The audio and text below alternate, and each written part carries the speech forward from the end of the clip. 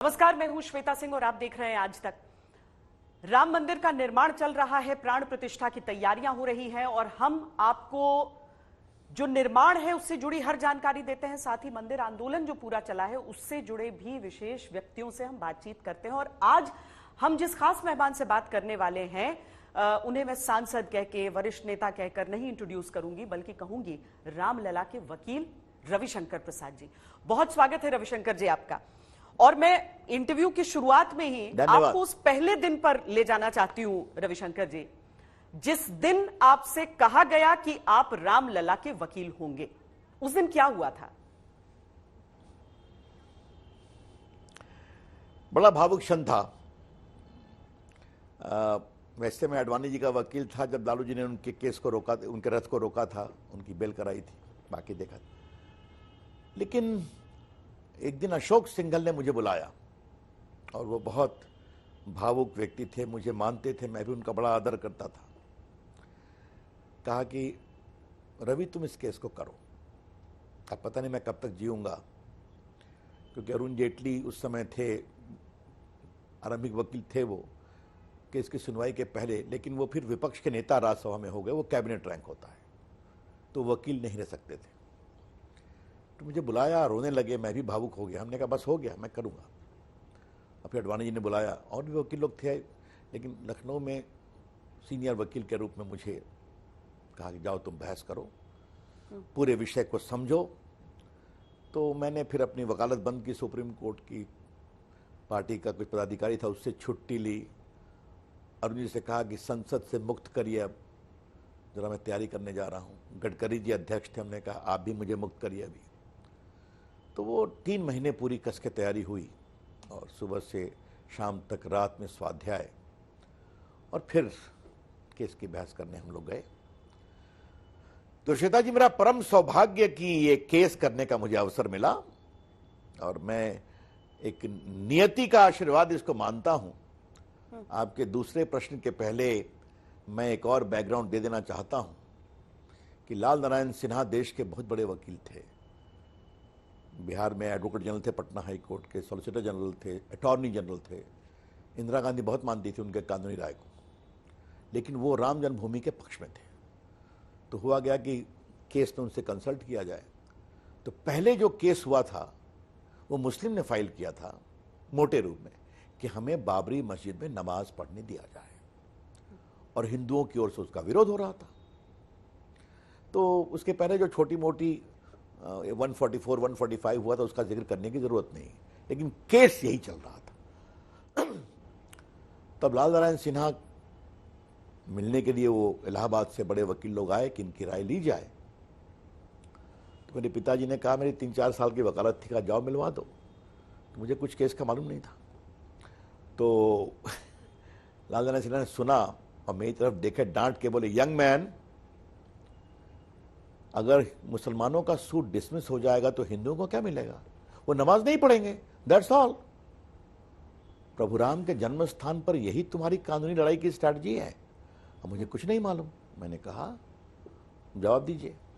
तब उन्होंने कहा, राम लल्ला एक जुरिस्टिक एंटिटी है ना, राम लल्ला विराजमान वहां है ना, जाओ उनकी ओर से एक सूट फाइल करो कि मैं राम लल्ला विराजमान, मैं इस पूरे क्षेत्र का ओनर हूं, मेरे राइट टाइटल इंटरेस्ट को कोर्ट डिक्लेयर करे ताकि भक्त बिना बाधा के मेरा दर्शन करे। तब वो 89 में सूट फाइल हुआ, राम लल्ला विराजमान। और श्वेता जी, रवि जी, जिन लोगों को पूरे राम जी के अस्तित्व में यकीन ही नहीं था, जो ये कहते रहे कि कैसे साबित हो सकता है कि इसी जगह पर जन्मभूमि रहा है, वहां पर रामलला विराजमान की तरफ से ये केस लड़ना, ये कैसे संभव हो पाया? उसका जवाब बहुत सिंपल है कि भारतीय कानून में, श्वेता जी, एक डीटी की कल्पना है, देव, और देव ज्यूरिस्टिक एंटिटी है। मैं देव हूं, मैं इसका मालिक हूं, और मेरे कानूनी अधिकार को डिक्लेयर करो। हिंदू लॉ ऑफ एंडाउमेंट्स में इसकी विस्तार से व्याख्या है कि Hindu god is also a juristic person, वो एक न्यायिक व्यक्तित्व है। तो इस रूप से फाइल किया गया। और आपके दर्शकों के लिए थोड़ा मैं एएसआई की खुदाई के बारे में बता दूं जब ये ढांचा गिर गया तो सूट में कोर्ट ने कहा, इलाहाबाद हाई कोर्ट ने, जहां सूट ट्रांसफर हुआ था, कि हम खुदाई कराएंगे। हिंदू भी परेशान, मुस्लिम भी परेशान, क्या निकलेगा पता नहीं है। दोनों ने आपत्ति दर्ज किया।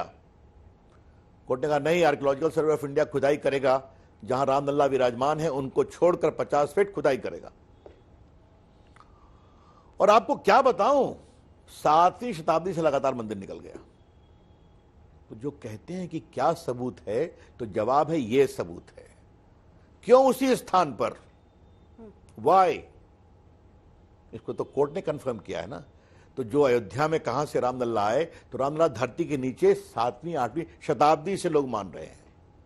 रविशंकर जी, आप कहते हैं कि अगर ढांचा नहीं गिरा होता तो कभी ये स्थिति नहीं आती जो आज है, यानी कि मंदिर का निर्माण ठीक उस जगह पर नहीं हुआ होता। और कांग्रेस पार्टी कहती है कि अगर ताला नहीं खुला होता तो उसके आगे की स्थिति कभी आती ही नहीं। वो कितना सही है ये कहने में? ताला खुलना क्या सीधा था क्या श्वेता जी? आप भी जानती हैं, आप बहुत अनुभवी पत्रकार हैं, देश को समझती हैं। शाहबानों के उस पर जो राजीव गांधी की किरकिरी हुई थी, तो कहा कि जरा हिंदुओं के गुस्से को शांत करना है तो ताला खुलवा दो, यही तो कहानी थी वो। इसलिए उसको जोड़ने का मतलब नहीं है। बहुत हाई प्रोफाइल केस था ये रविशंकर जी, आपने कितना चार्ज किया इसके लिए? 1 नया पैसा नहीं। आपने इसके लिए कभी पैसे नहीं लिए? एक परम सौभाग्य है, एक परम सौभाग्य है कि प्रभु राम की सेवा करने का मुझे अवसर मिला। इसमें पैसे चार्ज करूंगा, ये क्या कह रही हैं आप? प्लीज मुझे शर्मिंदा मत करिए। मैंने अपनी सारी वकालत छोड़ दी सुप्रीम कोर्ट की तैयारी के लिए, 3 महीना संसद से छुट्टी ले ली। राम के लिए मैं पैसे लूंगा? बिल्कुल नहीं। आपको निमंत्रण मिला है 22 तारीख का?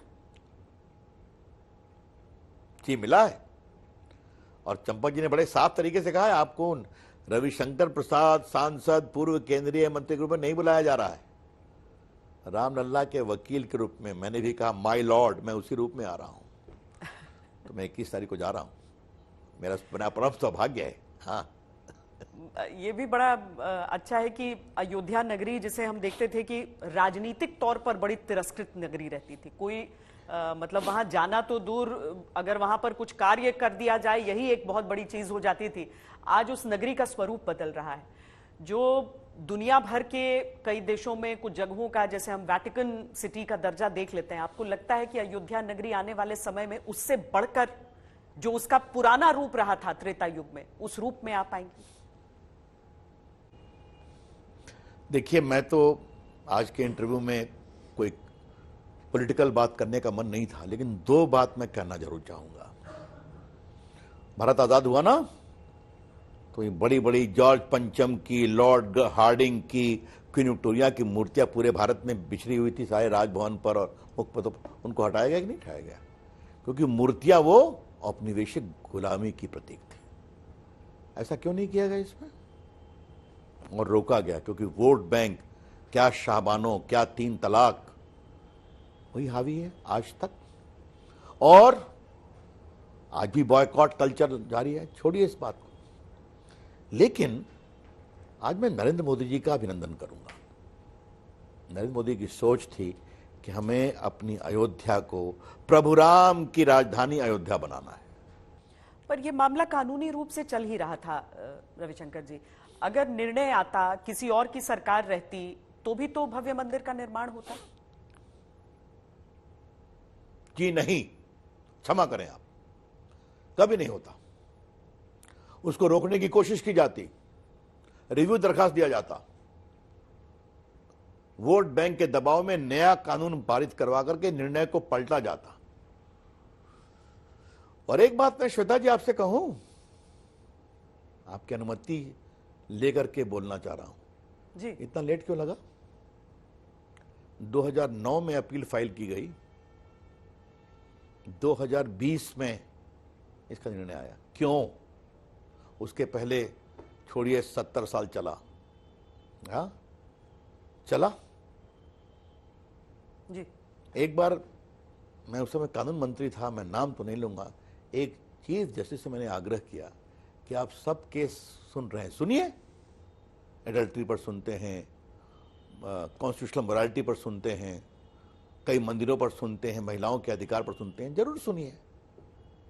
रात में कोर्ट खुलकर कुछ आतंकवादियों के केस को भी अपील सुनते हैं, जरूर सुनिए। रामलला पर हिंदुओं के पक्ष को सुनने में इतना विलंब क्यों होता है? ये ठीक नहीं है। और ये बात मैं बहुत विनम्र भाव से उनको बोला, वो चुप रहे बाद में जो भी हुआ। But why it took so many years even in supreme court, Shweta ji, why? ये बड़े सवाल है। और आज जब निर्णय हो गया, जब भव्य मंदिर बन रहा है, तो बड़ी विनम्रता और पीड़ा के साथ ये विषय में रख रहा हूं। जब केस आप लड़ रहे थे उस समय कुछ ऐसे मौके भी आते होंगे रवि जी, जब आपको लगता होगा कि अब आगे क्या करें? क्या ऐसे मौके आए? और उसको, चूंकि एक पूरी आज की तस्वीर अलग है, आज की तस्वीर अलग है जब पूरा देश उत्सव भी मना रहा है, लेकिन जिस दौर की हम बात कर रहे हैं उस दौर में अवरोध एक नहीं थे, कई थे आपके सामने। जी बिल्कुल थे। मतलब यूपीए की सरकार थी, वहां भी मायावती जी की सरकार थी, ऐसा हल्ला किया गया था, क्या बताऊं। एएसआई की रिपोर्ट रिकॉर्ड पर लाने के लिए कितनी परेशानी हुई थी। इन वामपंथियों इतिहासकारों ने कहा ये तो कहीं म्यूजियम से चुराई गई रिपोर्ट है, कोई मंदिर नहीं मिला है वहां पर। बीबी लाल की रिपोर्ट जो आई थी उसे अखबारों में छपते नहीं दिया गया। क्या क्या बताऊं, ये मैं नहीं कह रहा हूं, आप के मोहम्मद का इंटरव्यू आज तक पे है, दिखा दीजिए आप। उसको सस्पेंड करने की तैयारी हुई थी, वो चेन्नई में पोस्टेड था। क्या बताऊं मैं आपसे। हाँ, तो ये केस में सबूत नहीं आए, इसके लिए क्या क्या परेशानी नहीं की गई। हाँ। और इसलिए मैं जब तैयारी कर रहा था तो एक दिन मैं थोड़ा भावुक हो गया कि अगर ये केस में कुछ गड़बड़ हो गया तो मैं देश के, दुनिया के हिंदुओं को जवाब क्या दूंगा। क्योंकि बाकी वकील भी थे, लेकिन सबसे नाम मेरा हो गया था, तो बिकॉज मैं चर्चित नाम था। तो उस भावना में रात के मुझे लगा कि अंदर से कोई ताकत मुझे मजबूत कर रही है। हाँ, और फिर लगा नहीं जीतेंगे, और मुझे कभी संदेह नहीं हुआ कि केस जीतेंगे। और जिस दिन लखनऊ बेंच में निर्णय का दिन था, उस दिन भी हल्ला बहुत था कि हम लोग 3 जजेस में 2-1 से हार जाएंगे। तो हमने कहा चलो ईश्वर है ना, हम जीतेंगे, और निर्णय हुआ वही। तो प्रभु का आशीर्वाद, जनता का स्नेह और कानूनी एविडेंस की उपलब्धता, ये तीनों इस केस का मूर्त रूप रहा है। और आपको मैं, क्योंकि वो सवाल आपने उठाया जी, तो मैं ये एक अपनी ओर से टिप्पणी करना चाहता हूं आपकी अनुमति से, कि अगर ये ढांचा रह गया होता तो क्या सुप्रीम कोर्ट उसको हटाने का कभी आदेश देते? क्या नहीं देते ना, नहीं देते। कहते हमने हिंदुओं के पक्ष में फैसला कर दिया, ये बहुत इनके लिए पवित्र जगह है, लेकिन मैं उनके व्यापक हृदय की अंतरात्मा का आह्वान करते हैं कि इसको वहीं रहने दें, मगल में मंदिर बना लें, और ये शर्मिंदगी का प्रतीक रहता। चलिए, बड़ा ही और वो जो विचित्र एएसआई और खुदाई पेचीदा हुई है, कहेंगे कि ये मुकदमा रहा होगा रवि जी, जहां पर आमतौर पर एक जो वकील होता है वो अपने क्लाइंट का, अपने मुवक्किल का वैसा कोई भक्त नहीं होता है। यहां पर जब केस आप लड़ते थे तो वो रामलला का भक्त लड़ रहा था या रामलला के वकील लड़ रहे थे? दोनों। देखिए श्वेता जी, राम जी का वकील आप बिना राम जी के भक्ति के नहीं हो सकते।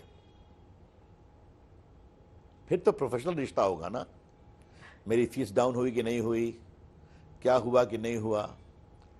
यहां तो प्रभु है ना, तो प्रभु के वकील को तो भक्त बनना पड़ेगा ना, और भक्ति मार्ग से बड़े कानूनी मार्ग का रास्ता खुलता है।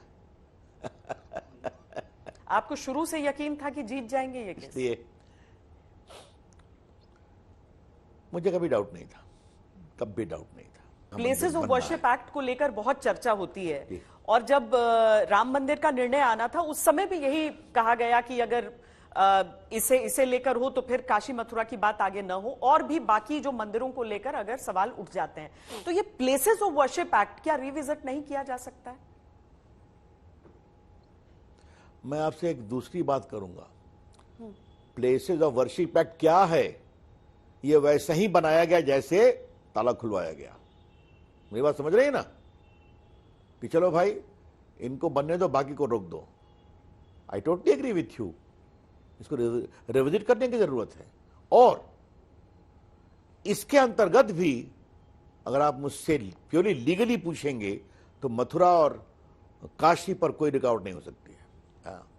अब वो एक अलग विषय है, फिर आराम से कभी बात करेंगे आपसे। लेकिन जब आप दबाव में इस तरह के कानून बनाते हैं तो वही होता है जो शाबाना में हुआ, वही हुआ जो ये ताला खुला गया, और वही होता है जो ये प्लेसेस ऑफ वर्शिप एक्ट होता है। रविशंकर जी, बातचीत को समाप्त करते हुए मैं आपसे कुछ राजनीतिक प्रश्न भी लेना चाहती हूँ, क्योंकि निमंत्रण न्यास की तरफ से गया था, सरकार की तरफ से नहीं जा रहा है, न्यास की ओर से जा रहा है निमंत्रण, तीर्थ क्षेत्र की ओर से, और उसमें सभी पार्टियों को दिया गया न्योता। पर जो जितने भी विपक्षी दल हैं और खासकर कांग्रेस ने अपनी तरफ से कह दिया कि हम 22 तारीख को नहीं जाएंगे, वो एक राजनीतिक आयोजन है। भाई इसका मैं क्या जवाब दूं? पहले वो कहते थे ना कि तारीख नहीं बताओगे मंदिर बनाओगे तो, फिर क्या कहते थे? कोर्ट से फैसला करा लो, क्यों सड़कों पे आके उठापटक करते हो?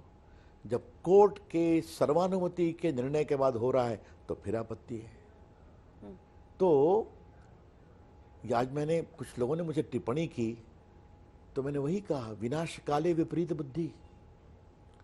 महात्मा गांधी ने राम राज्य की बात की थी, उनके आशीर्वाद से चलने वाले लोग आज यहां आ गए। और इस बात को समझे श्वेता, यह बहुत जरूरी है। इनका छोड़िए, सब चीज का बॉयकॉट करते हैं, चाहे संसद का किया, चाहे G20 का किया, छोड़िए इस बात को। आज ये कहां पहुंच गए? 400 पर रहने वाली कांग्रेस पार्टी आज कहां पहुंच गई? कभी कुछ सोचते हैं ये लोग? और फिर भी समझदारी नहीं बनती। बिहार यूपी में राज करने वाली कांग्रेस पार्टी मध्य प्रदेश में आज लालू और मुलायम की पार्टी की पिछलग्गू बन के चल रही है, तो छोड़ दीजिए, जाने दीजिए। लेकिन एक राष्ट्रीय पार्टी कांग्रेस पार्टी जिसने 60 वर्षों तक राज किया, उनकी अगर यह सोच बन गई है तो मैं यही कहूंगा, जो सोच थी आपके सोमनाथ के मंदिर को बनने से रोकने में, वही सोच आज भी है। ये वही सोच है जो वल्लभ भाई पटेल, सरदार पटेल की दुनिया की सबसे ऊंची प्रतिमा का दर्शन करने से रोकती है। वही सोच है प्रभु राम के दर्शन करने से रोकती है। तो ये वोट मिलेगा कि नहीं मिलेगा, तो जनता इनको वोट लेने के काबिल ही नहीं छोड़ेगी। ये मेरी बात सुन लीजिए आज आप। चलिए, बहुत बहुत धन्यवाद रविशंकर जी हमसे बातचीत करने के लिए।